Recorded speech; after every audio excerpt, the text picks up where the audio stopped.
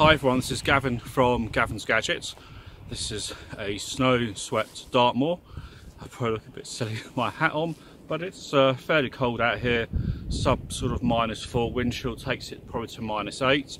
This is my Samsung Galaxy S9 Plus review, and I thought I'd try and do something different where I'm going to do everything you see, from the audio to the video to the photos, every screenshots I'm going to embed in this are all taken on the S9 Plus. So this is the front camera. I have shot this at the Quad HD, which is quite good to have that facility, and this is all in auto for this part. I'm now going to show you some 4K 60 frames per second from the rear, so let's go check this out. Okay, so we're now in the 4K. This is 60 frames per second in auto. There is a 5-minute maximum recording time. All the audio you can hear is completely from the S9 Plus, and really it's just to give you an idea in this very harsh weather, and I think the snow is just about to start snowing very shortly. So really it's just to give you an idea what this is like. So here we are back again recording on the front camera in Quad HD on the S9 Plus. So what is it about this S9 Plus? You know, this is sort of my review after a couple of weeks now, a week, and I've got a very good grip on this phone. In fact, in the beginning it was a bit of a nightmare. I was using an iPhone 10 before, and it feels quite weird moving. With the iPhone 10 you're used to flicking up to hit the home screen, and it takes a while to get used to pressing down on the sort of home button that appears that's under the screen.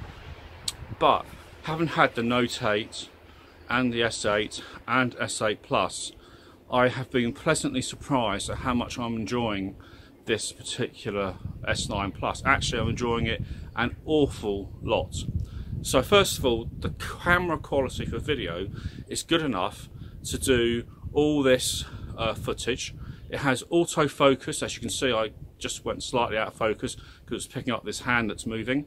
So if I put my hand there, it will focus on my hand and back to my face and coat and everything else I'm wearing. There is quite a bit of wind, so it's been interesting to see how much the actual footage is affected by wind noise and car noise in the background, as you can probably see just going past. But I wanted to give you a very realistic, true review. So what do I like? I like that when you're watching YouTube videos, you've got a lovely full screen. The screen is fabulous. In fact, the screen is what you see when you do absolutely everything. Obviously, that's pretty obvious, but it does make a difference. It can go super bright, so it doesn't matter how bright it is outside, you can see everything. So it has, in auto mode, it can adjust the brightness up to some ridiculous amount of nits. Ultimately, you can see everything, and when you're consuming content or when you're doing stuff, it works really, really well. They've upgraded the speaker system so it uses the earpiece, and you'll be amazed the difference that makes watching YouTube videos, watching anything, films. Very, very good. I also like the fact I've got a headphone socket. Some of you might want to know, how does the audio work on the headphone side of things? Well, I've got to tell you, it's pretty good. Now what I'm going to do now is switch over to the rear cameras and continue about the audio, just so you can see what the rear video quality is like versus the front.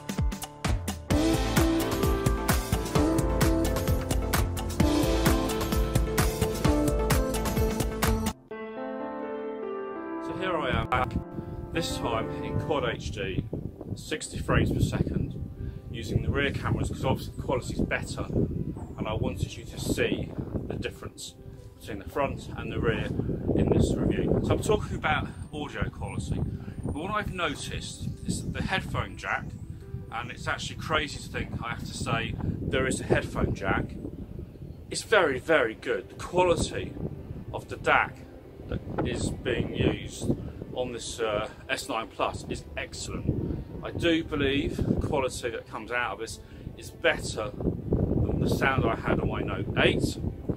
It's also definitely louder if you've got an S8 or S8 Plus.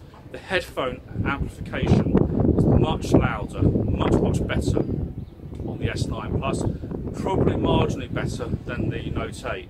In terms of headphones, I've used the wired Sennheiser Momentums. I've got some Sony balanced armature headphones. They all work very well. Bluetooth is amazing on this. So when you switch to Bluetooth, you have, if you're using the Sony WH-1000, I think it's the XM2, which is Sony's flagship, which I've reviewed, noise cancellation, all singing, all dancing headphones. They work in LDAC on this LDAC codec on the S9 Plus, and they sound fabulous. There is no lip sync issues using that Bluetooth headphone. Also using, I've got some Optima New Force B38. They're completely wireless in-ear headphones, and again they work fabulous. So I don't know if it's the chipset that's been used that's faster with Bluetooth 5, but you have no issues with Bluetooth. I also like the fact that you can actually send the music with 2 different volumes to 2 different Bluetooth devices from this phone. So from an audio point of view, better loudspeakers make everything that much more enjoyable. So they're better quality, comes out from a sound point of view. It also has the Dolby Atmos, which makes a massive difference when you're using this. On the audio front, when you're using wired headphones, you've got all these sound controls within the sound settings apps. So you can have a tube apps, sort of timbre on the audio. You can upscale the music using the UHQ upscaler. It's got a graphic equalizer. It really has absolutely everything. And then you have the Dolby Atmos that can be customized from whether you're listening to music, movies, and some of you may like that, purists may not. But the thing is, you have the options, and they're system-wide across all other music apps. So what else do I like about this phone? The camera.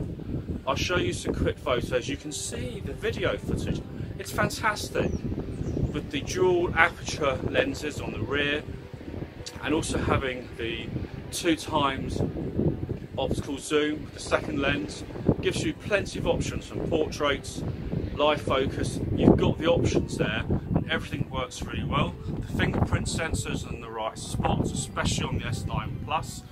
Now, if you're using cases, the actual fingerprint size itself is fairly small, it's not as big and round. So actually the depth of the case that you have, so how deep you have to go into the case to touch the fingerprint sensor, can make a difference to usability. So for example, this the official Samsung silicon case has a slightly different depth to the official Samsung Alcantara case. And I think the Alcantara case is fabulous, and that's what I have on my S9 Plus, and I'll be probably giving away the silicon case to a friend because it just isn't as nice as the Alcantara case. In terms of life, the S9 Plus isn't the best. In fact, when I first got it, it was just doing 3.5 hours screen on time, and I was putting it into the charger once or twice a day or sticking it on my Qi wireless charger. It was awful, absolutely awful. However, I went into the medium power profile and tweaked that. So I've got the screen at -10% because it is very, very bright, so that works fine. I haven't restricted the CPU because I don't need to do that. I run the phone at 1080p as opposed to Quad HD resolution. All what I have also done is I've turned off location services for 3 apps, in particular Instagram, National Rail, and something called IHG, which is a hotel booking app. So those 3 were draining the battery, and I think Instagram was the biggest culprit. I also turned off Facebook notifications because they're a pain in the backside. But everything else is running. There's loads of email apps, every social media app providing notifications apart from Facebook, and that gave me now 5 hours screen on time. Is it me? It's starting to bit more snow, it's just blowing the wind. Anyway, this is a very competent phone. Hopefully the audio is not too blowy. I might try and drop down the filters, but it is really gusting quite a bit while I'm recording this. But I want you to see the 4K 60 frames per second. So really, in use, this phone's been marvellous. It's very easy to use. It's got all the features. It's not as, the UI isn't as smooth as an iPhone 10, but I've used Google Pay. It's not Android Pay now, Google Pay, loads of times. That's very easy to use and works very well on here. The theme store is excellent, and I'll show you some themes as we talk to give you an idea of some of the themes I've got installed. And I'm really enjoying this phone. It's doing well. Anyway, this is Gavin from Gavin's Gadgets. Keep well, guys, and I'll catch you guys soon.